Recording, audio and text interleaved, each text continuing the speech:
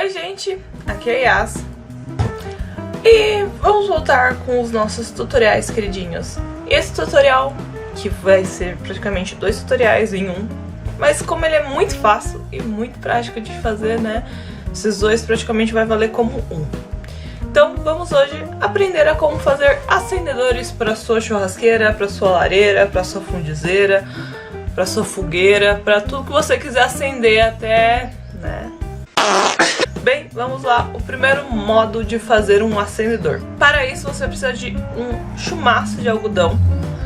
Pode ser qualquer algodão, aquele de bolinha ou aquele que você puxa assim, não importa. Só pega uma bola de algodão e você vai enfiar ele em parafina derretida. Parafina de vela mesmo, galera.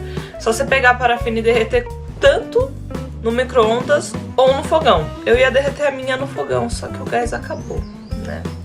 Acontece essas coisas, eu derreti no micro-ondas mesmo.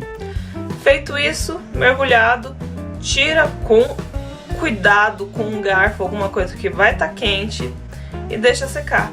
E depois já tá pronto. Se você quiser, você pode enrolar em papel toalha ou papel higiênico para ser mais fácil de pegar fogo, mas não é necessário.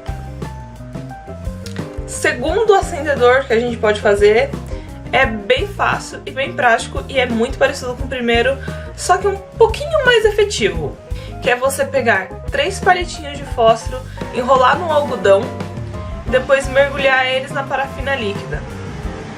Isso vai fazer com que seu palito de fósforo fique impermeável, ou seja, ele não vai molhar se ele cair na água, e que ele fique bem forte quando ele acender. A parafina vai funcionar como um combustível, que é mais rápido do que a madeira. Então vai ser bem potente.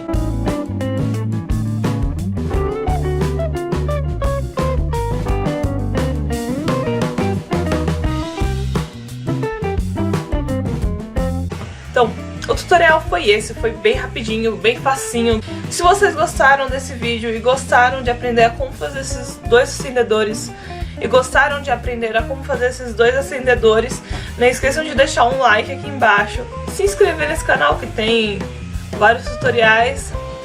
Se você quer dar alguma sugestão ou tem alguma dúvida, é só comentar aqui embaixo. E se você quiser, pode me seguir nas redes sociais. É isso. Beijinhos e até a próxima. Tchau, tchau.